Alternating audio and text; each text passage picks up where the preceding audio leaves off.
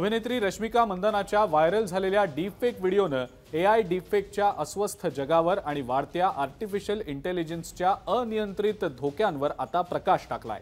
Viral झालेल्या व्हिडिओमध्ये स्पष्टपणे दिसतंय की रश्मिकाचा चेहरा असलेली महिला काळ्या रंगाचा ड्रेस परिधान करून लिफ्टमध्ये प्रवेश करतेय। या महिलेचा चेहरा जरी रश्मिकासारखा दिसत असला तरी तो मॉर्फ करून एडिट करण्यात आलाय। एक्सवर 12 मिलियनहून अधिक वेळेला हा पाहिला गेलेला डीपफेक व्हिडिओ इंस्टाग्रामवर अपलोड केलेल्या झारा पटेल या ब्रिटिश भारतीय महिलेच्या व्हिडिओमधनं एडिट करण्यात आल्याची माहिती आता समोर आलेली आहे। डीपफेक टेक्नॉलॉजीविषयी संपूर्ण माहिती देणारा हा व्हिडिओ पाहूया।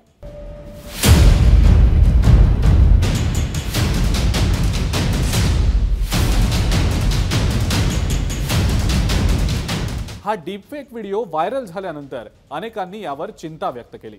इतकंच काय तर स्वतः अमिताभ बच्चन यांनी देखील हा व्हिडिओ पाहून प्रतिक्रिया देत या डीपफेक व्हिडिओवर कायदेशीर कारवाई करण्याची मागणी केली आहे। अनेक सोशल मीडिया वापरकर्त्यांनी सुद्धा इंटरनेटवरच्या या खोट्या माहितीच्या झपाट्याने व्हायरल होण्याबद्दल आपली चिंता व्यक्त केली आहे। केंद्रीय इलेक्ट्रॉनिक्स आणि माहिती तंत्रज्ञान राज्यमंत्री राजीव चंद्रशेखर यांनी सोशल मीडिया प्लॅटफॉर्म्सना खोटी आणि चुकीची माहिती असलेला कंटेंट हाताळण्यामध्ये असमर्थ ठरल्याबद्दल चिंता व्यक्त केली आहे। इतकंच नाही तर त्यांनी आयटी ॲक्टचा यावेळेला दाखला देखील दिलेला आहे। तुम्हाला प्रश्न पडला असेल डीपफेक म्हणजे काय? एआय डीपफेक हे मॅनिप्युलेशनचा एक प्रकार आहे जे आर्टिफिशियल इंटेलिजन्स टेक्नॉलॉजीचा वापर करून इमेज किंवा व्हिडिओच्या स्वरूपात अत्यंत गॅरंटीड अशी बनावट कंटेंट तयार करतात।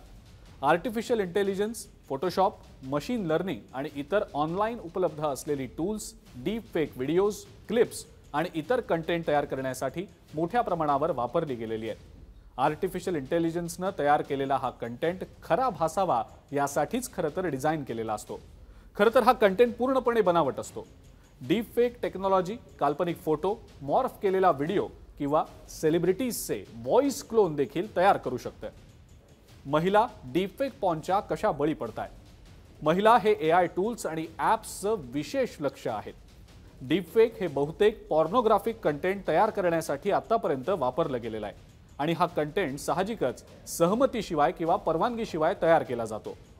फोटो ॲप्सच्या संख्येत गेल्या काही महिन्यांमध्ये अचानक वाढ झाली आहे, ज्यात महिलांच्या शरीरावरचे कपडे डिजिटली उतरवणं, sexual text to image prompt करून एआय गर्ल्स तयार करणं अशा अनेक बाबींचा समावेश आहे। या ॲप्सचा वापर युरोप आणि यूएससह जगभरात सेक्सटॉर्शन रॅकेटला चालना देण्यासाठी केला जातोय। हे ॲप्स मोठ्या प्रमाणावर विनामूल्य उपलब्ध आहेत आणि या ॲप्सना वापरण्यासाठी कोणत्याही विशेष तांत्रिक कौशल्याची आवश्यकता लागत नाही। सेलिब्रिटी सिंगर टेलर स्विफ्ट आणि अभिनेत्री एमा वॉटसनसह अनेक सेलिब्रिटी या डीपफेक पॉर्नचे बळी देखील ठरलेत। डच एआय कंपनी सेन्सिटीच्या अभ्यासानुसार सुमारे 96% डीपफेक व्हिडिओ ऑनलाईन पॉर्नोग्राफी आहेत आणि त्यापैकी जवळपास सगळ्यांमध्येच महिलांचं चित्रीकरण करण्यात आलंय। डीपफेक सायबर गुन्ह्यांचा सामना करण्यासाठी भारतामध्ये खरं तर विशेष असा कोणताही सध्या तरी कायदा नाही, परंतु यासारख्या गुन्ह्यांचा सामना करण्यासाठी IT act 2000, copyright act, data protection bill आणि आयटी ॲक्ट 2023 या कायद्यांचा वापर केला जाऊ शकतो।